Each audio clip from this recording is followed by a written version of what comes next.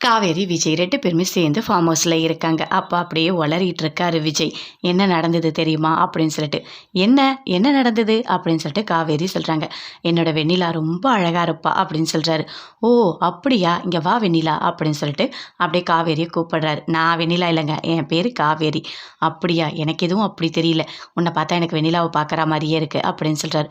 "ஓ! அப்படியா? என்ன அழகு தெரியுமா? ரொம்ப அழகா இருப்பா.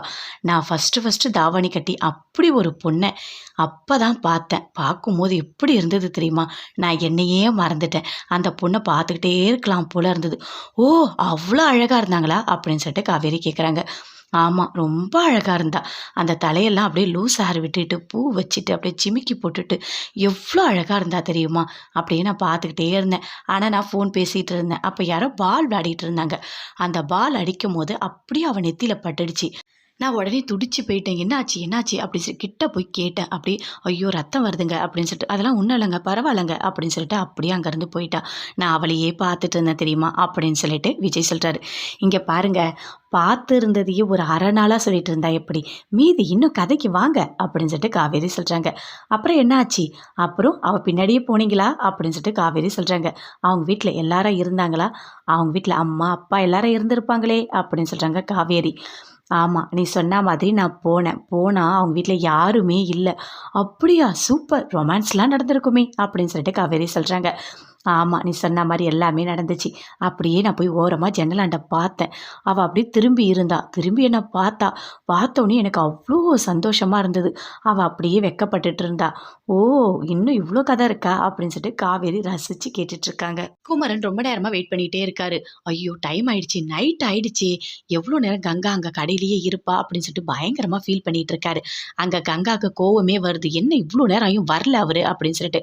அப்படியே வெளிய வந்து பார்க்குறாங்க, காணோம். சரின்னு ஃபோன் பண்றாங்க. "என்னதாங்க பண்ணிட்டு இருக்கீங்க?" அப்படின்னு சொல்லிட்டு கேட்குறாங்க. "இன்னும் நீ போலையா கங்கா?" அப்படின்னு சொல்லிட்டு குமரன் சொல்றாரு. "நான் எப்படிங்க போவேன்? இன்னும் கடைய மூடல" அப்படின்னு சொல்றாங்க. "சலீம் இல்லையா?" அப்படின்னு சொல்லிட்டு கேட்குறாரு. "அவரு எங்க இங்க வந்தாரு? யாருமே இல்ல" அப்படின்னு சொல்லிட்டு கங்கா சொல்றாங்க.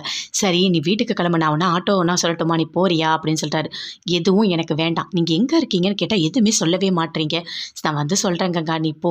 ஏன் இப்படி பண்ணிட்டு இருக்கீங்க? எனக்கு வர கோவத்துக்கு" அப்படின்னு சொல்லிட்டு பயங்கரமா கோவப்படுறாங்க. "சரி, நான் கடைய பக்கத்துல இருக்க யாரையாவது கூப்பிட்டு க்ளோஸ் பண்ண சொல்றேன். நீ கிளம்பு, வீட்டுக்கு போ. பார்த்து போ" அப்படின்னு சொல்றாரு. அப்படியே ஃபோன கட் பண்ணிட்டாங்க கங்கா. பயங்கரமா கோவம் வருது. அப்படியே கடைய இழுத்து அவங்களே மூடுறாங்க. மூடிட்டு அங்கருந்து கிளம்புறாங்க. குமரன் பயங்கரமா ஃபீல் பண்ணிட்டு அந்த சார எப்படியாவது பார்த்துட்டு போணும்னு சொல்லிட்டு அப்படியே வெயிட் பண்ணிட்டே இருக்காரு. ரொம்ப நேரமா வெயிட் பண்ணிட்டே இருக்காரு. அதுக்குள்ள கரெக்ட்டா அந்த சாரு வராரு. வந்த உடனே அப்படியே காருக்குள்ள போறாரு. போனோனே இப்படி ஓடி வராரு. ஓடி வந்து இப்படி கார தடுக்குறாரு. "நில்லுங்க சார், ஒரு 2 நிமிஷம் உங்ககிட்ட பேசணும்" அப்படின்னு சொல்லிட்டு. "அதெல்லாம் பேச முடியாது. யார் நீ?" அப்படின்னு சொல்லிட்டு கேட்குறாரு. "நான் உங்கள 2 நாளைக்கு முன்னாடி வந்து பார்த்தேன். ஃபேஷன் ஷோல நான் வந்து கலந்துக்கிட்டேன்" அப்படின்னு சொல்றாரு. "சரி இருங்க, சொல்லுங்க. 2 நிமிஷம் தானே, என்ன சொல்ல வந்தீங்களோ சொல்லுங்க" அப்படின்னு சொல்லிட்டு கீழ இறங்கி கேட்டுட்டு இருக்காரு.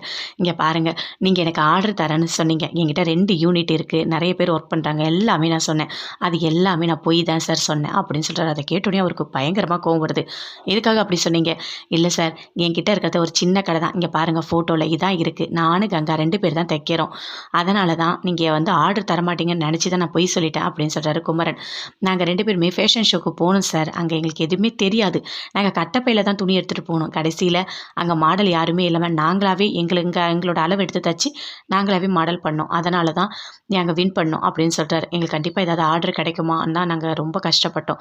நீங்க ஆர்டர் தரேன்னு சொன்னீங்க. ஆனா நான் தெரியாம பொய் சொல்லிட்டேன் சார்" அப்படின்னு சொல்லிட்டு நடந்த எல்லாத்தையுமே குமரன் சொல்றாரு. அத கேட்டோனே இந்த சாருக்கு பயங்கரமா கோவம் வருது. "அப்ப எல்லாமே பொய் சொல்லியிருக்கீங்க. அப்போ உண்மையிலேயே நீங்க வந்துட்டு வின் பண்ணீங்களா?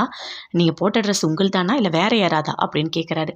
"இல்ல சார், சத்தியமா நாங்க தச்ச ட்ரெஸ் தான் சார் அது" அப்படின்னு சொல்றாரு. அப்ப அதெல்லாம் கேட்டுக்கிறாரு. கேட்டுட்டு பயங்கர கோவமா அங்கருந்து கார் எடுத்துட்டு போறாரு. அப்படியே குமரன் யோசிக்கிறாரு.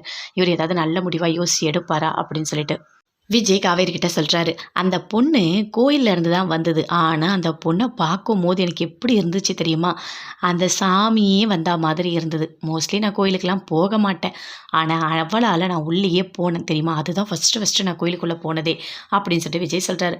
"சார், நீங்க என்ன மாரி ஆள் பார்த்தீங்களா? ஒரு பொண்ணுக்காக கோயிலுக்குள்ள போயிருக்கீங்க. சூப்பர்! நல்ல லவ்வா இருக்கும் போல இருக்கே. சரி, எத்தன வருஷமா லவ் பண்ணீங்க?" அப்படின்னு சொல்லிட்டு காவேரி கேட்குறாங்க. "2 வருஷமா" அப்படின்னு சொல்றாரு. 4 வருஷமா?"